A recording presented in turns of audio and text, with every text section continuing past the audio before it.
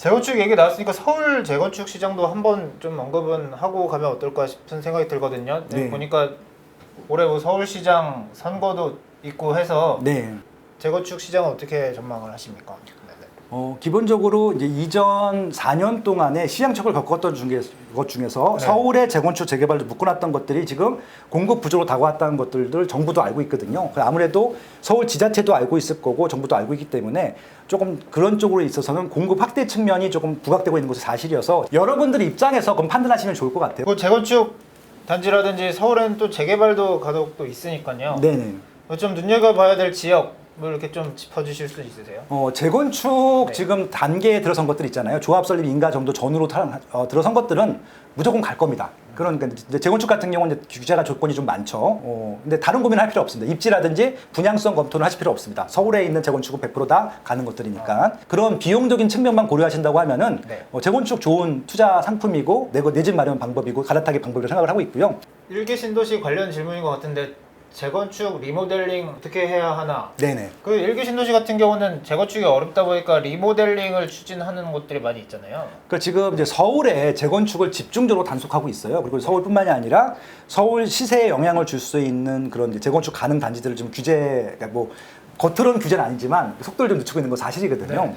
그래서 리모델링으로 턴인되고 있는데 저는 재건축 이 연안에 임박한 것들은 리모델링보다는 재건축 가는 게 맞다고 생각합니다. 그러니까 적극적으로 다 주택자들이 문제인 것이지 1주택자들이 재건축하는 것들은 큰 문제가 없거든요. 그래서 적극적으로 재건축 연한이 된 것들은 재건축을 하시는 게 맞을 것 같고 리모델링은 뭐냐면요. 재건축 연한이 안 됐어요. 안 된 경우는 빨리 새 아파트가 되고 싶은 그런 욕망들이 있는 단지들 같은 경우는 리모델링을 하시는 것들이죠. 네. 그래서 결국 저는 1990년도 이전 것들 같은 경우는 지금 재건축을 따져보시는 게 맞을 것 같고요. 1990년대 후반 것들, 중후반 것들 같은 경우는 리모델링을 따져보시는 게 맞을 것 같아요. 네. 그러니까 이제 1991년부터 95년도 사이에 입주한 것들이 애매할 텐데 이게 재건축 주변에 재건축 물량들이 많거나 리모델링 경우가 많은 경우들은 거기도 재건축 가면 좋은데 아마 좀 순서가 밀릴 것 같아요. 그래서 저는 제 생각에는 91년도부터는 일단 재건축보다도 리모델링을 먼저 따져보신 다음에 속도가 날 것 같으면은 리모델링을 따져보시면 좋겠고 좀 리모델링이 어렵다라고 하는 것들은 오히려 그냥 재건축으로 돌려갖고 첫 번부터 적극적으로 좀 추진하시는 것들도 방법이 될 것 같다. 예, 그런 말씀도 좀 드리고 싶네요. 알겠습니다. 판교, 분당, 용인, 동탄 등 경기 남부권 분석을 부탁합니다. 그러니까 판교는 서울보다 더 좋습니다. 왜냐하면 가격이 결정하고 있거든요. 판교에 이제 백현동이라고 하는 동이 있습니다. 네. 서울을 제외한 서울 강남권을 제외한 지역 중에 제일 비싼 동이에요. 네. 평당 5,000원 정도 합니다. 그러니까 판교는 그냥 서울입니다. 그러니까 가격이 서울보다 높잖아요. 그러면 서울보다 더 좋은 입지거든요. 그러니까 판교가 비싼 이유를 아시게 되면 그 다음 지역들도 분석이 가능할 것 같습니다. 일자리가 많아요. 그러니까 강남구가 제일 비싼 이유는 일자리가 많기 때문에 그렇거든요. 네. 판교 테크노밸리에만 78,000명이 근무를 합니다. 네. 근데 앞으로 제2, 제3이 만들어지는데 지금 착공을 했습니다. 네. 거기도 판교 제1 테크노밸리만큼 인구가 또 증가하거든요. 그러면은 판교 테크노밸리를 출퇴근할 수 있는 인구들이 어디를 선택할 것인가? 판교에 거주하고 싶지만 판교가 비싸요. 그렇기 때문에 판교까지 출퇴근할 수 있는 서울의 싼 지역들 그리고 분당, 용인, 동탄까지도 영향이 있거든요. 그래서 그 라인들입니다. 특히 판교, 분당, 용인 같은 경우는 신분당선으로 연결되어 있거든요. 네. 신분당선은 서울 지하철은 아니지만 서울 지하철만큼 좋습니다. 강남에 출퇴근할 수 있기 때문에 그래서 그 판교 테크노밸리까지 출퇴근할 수 있는 신분당선 라인 그리고 용인 같은 경우는 수지구가 그렇겠죠. 일부 기흥까지 포함해서 그런 부분들 좋을 것 같고요. 그리고 또 이제 분당하고 용인 같은 경우는 호재가 또 하나 있어요. 동탄까지. 근데 판교를 제외하고 분당, 용인, 동탄을 이을 수 있는 호재가 뭐냐면은 GTX-A입니다. 분당에 여기 하나 있고 용인에 하나 있고 동탄에 있거든요. 그렇기 때문에 그 역세권에 혹시 도보로 가능하다. 너무 좋은 입지가 되는 것들이죠. 비광역시 지역 지방을 전국 다 볼 수는 없을 것 같고 몇 군데 좀 주요한 데만 좀 말씀해 주실 수 있을까요? 지금 이제 조정이 많이 된 지역들을 좀 눈여겨보실 필요가 있다고 말씀드렸어요. 그러니까 네. 작년 초반에도 전제권 나와서 뭐 경상남도를 말씀드린 적이 있었는데 네.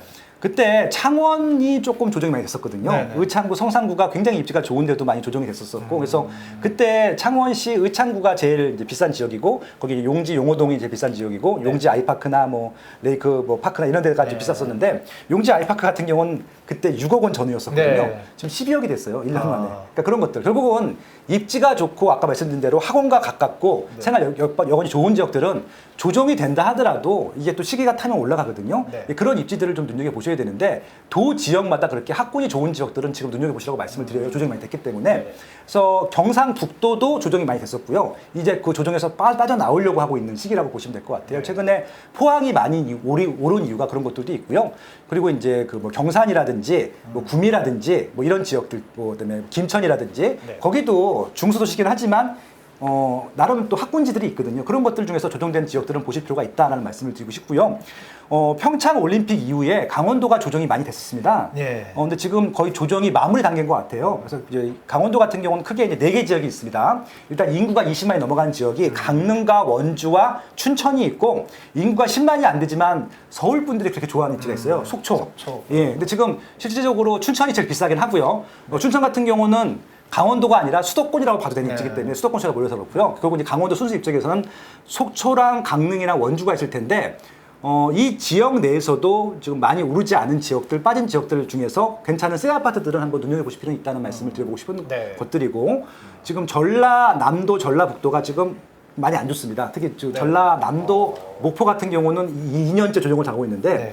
이렇게 목포 같은 경우도 조정을 2년 동안 당한 이유가 입주 물량이 많았거든요. 남학신도시라고 해서 거기 전라남도청이 들어가면서 분양을 많이 했었거든요. 그 입주 물량이 끝나게 되면 거기도 아마 이제 올라갈 타임이 됐다는 것들이고 최근에 살짝 반등했던 광양, 여수, 순천이 규제적으로 지정이 됐습니다. 반사 이익도 얻을 수 있을 것 같기도 하고요. 네. 그런 부분들. 그리고 이제 전라북도 같은 경우는 전주가 규제적이 됐기 때문에 주변에 괜찮은 입지들, 익산이라든지 나주라든지 한번 눈여볼 필요는 있을 것 같고 충청북도, 충청남도도 지금 천안하고 청주만 규제 지역이거든요. 네. 근데 그 지역도 지금 제 생각에는 청주 같은 경우는 규제를 풀 수도 있을 것 같아요. 네. 몇 개 아파트 빼고는 조정이 당하고 있기 때문에 그래서 만약에 입지가 괜찮은데 조정 때문에 이런 규제적 때문에 조정됐던 지역들은 도 지역 내에서도 이제 좀 많이 좀 어떻게 보면은 지금 실거주 목적이라고 하면은 적극적으로 살 타임이 되지 않았나 뭐 그렇게 좀 생각을 해보고 있습니다. 다주택자분들 같은 경우는 세금 감당이 안 되면 과감히 정리하고 비아파트 상품을 찾아보라 이런 말씀 짧게 남겨주셨는데요. 이 네네. 비아파트 상품은 어떤 걸 어떤 식으로 좀 투자를 알아보면 좋을까요? 그러니까 최근에 제가 이제 그 투자하시는 분들이 워낙 문의가 많으세요. 제가 뭐 투자를 권유하거나 그런 것들은 아닌데 네.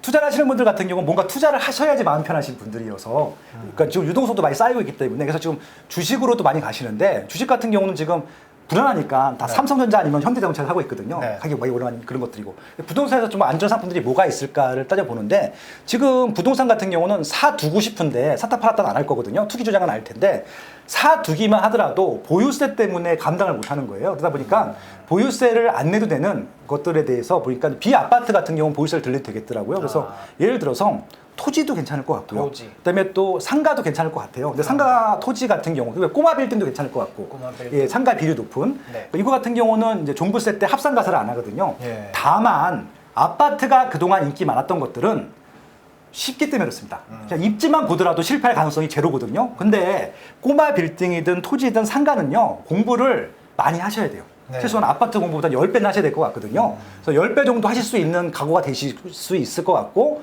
예, 그런 분들이라고 하면은 비아파트 종부세 부담 되시는 분들은 투자하셔도 나쁘지는 않을 것 같다라고 좀 제안을 드리는 것들이죠. 네.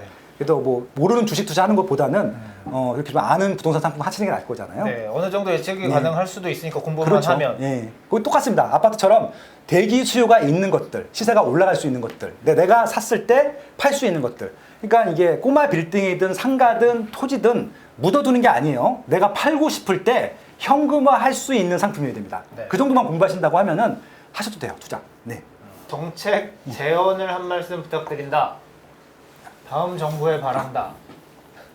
이게 조선일보니까 또 영향력이 큰 신문사죠. 네. 네. 그래서 좀 말씀을 드리고 싶었습니다. 저는 아침마다 유튜브 라이브를 합니다. 빠숑의 산답사기라고 하는 데서 라이브를 하는데 제가 뉴스를 하는 것은 뉴스를 읽는 것도 있지만 정책 제안을 많이 해요. 왜냐하면 네. 공무원분들이 많이 들으세요. 실질적으로 정책 만드시는 분들이 들으셔서 제안을 하는데 뭐 이런 거 제안하고 싶어요. 그러니까 지금 잘못된 것들이 있으면은 그냥 기존의 이 정책의 방향성이라는 것들은 인정하는데 잘못돼서 효과가 나는 것들은 다른 정책을 필 수가 있는 거잖아요. 잘못했다 하더라도. 그래서 좀 시장을 바라보고 사람들이 원하는 것들을 해줬으면 좋겠다는 것들이거든요. 예를 들면 이런 거예요.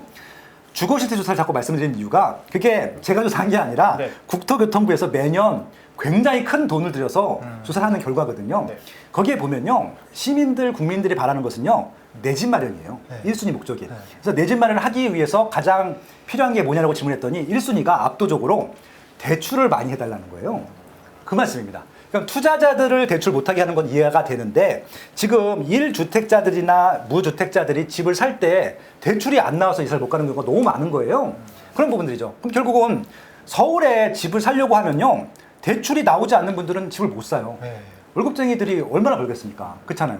근데 그 이전 정부에는 뭐 활성화 정책 때문이었긴 하지만 70% 대출을 해주니까 내 집 마련을 많이 했거든요. 실제 비율도 올라가기도 했고. 그래서 전 투자자들은 모르겠지만 무주택자들이나 1주택자들이 이사 갈 때는 기존 대출 수준 정도는 해주셔야지 이사를 가지 않을까. 지금 가격이 올라가는 이유도 이사를 못 가서 가격이 올라가는 것도 하거든요. 매물이 안 나오다 보니까. 그래서 조금 이제 투기 목적이 아니라고 하면은 좀 대출을 좀 해주십사라는 말씀을 드려보고 싶고요. 또 하나, 지금 2021년도 전 시장이 정말 안정됐으면 좋겠다고 생각하고 있거든요.